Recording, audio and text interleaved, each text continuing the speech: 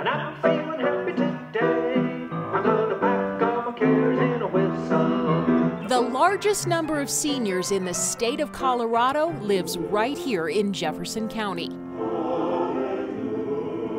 And that is expected to continue for the next 20 years.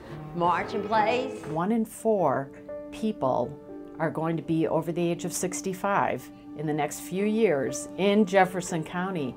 That is a huge number. We really wanted to take a look at what services Jefferson County already has, and then what are we going to need to accommodate this huge influx. Oh, that's heavenly.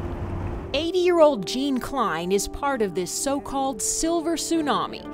Baby boomers and those a little older now retiring at a record pace. While I was working, I could afford to have my own home and so on.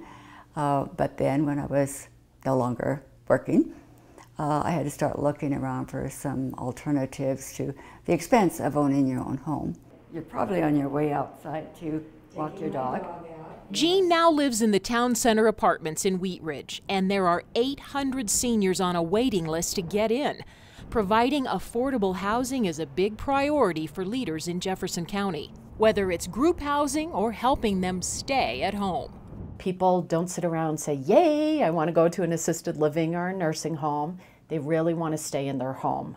Susan Franklin heads up the award-winning Aging Well project. For the past 8 years, she and other community leaders have been focusing on housing and other issues to meet seniors' needs.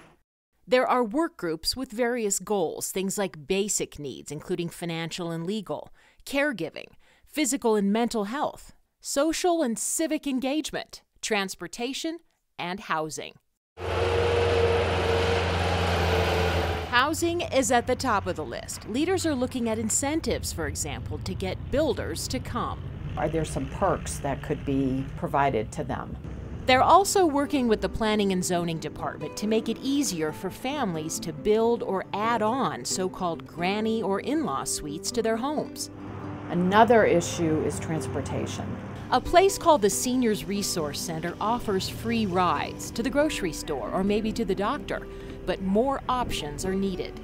In Jefferson County, the majority of the gaps are up in the mountains. There's programs called travel training to help folks learn how to take public transportation. Going forward, Susan says some creative funding would help. If you have seniors here and the funding is for seniors, and then you have funding here for veterans, and then you have funding here for people with disabilities, doesn't it make sense to blend those fundings so that trips can be more strategic? If these issues are not addressed, Susan says seniors become isolated and withdrawn. When you think about losing things, losing your mobility, losing your spouse, losing your friends, we see a lot of depression with seniors. The Seniors Resource Center offers a lot of activities to keep seniors healthy and happy. Those are the kinds of connections and friendships we all need.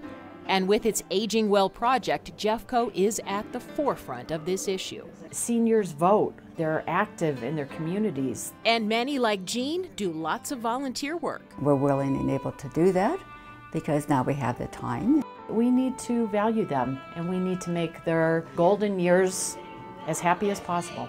We're just making this a better community for all. The Seniors Resource Center offers so many free services and lots of helpful information. Go to srcaging.org. To learn more about the Aging Well project, visit jeffco.us and search for Aging Well.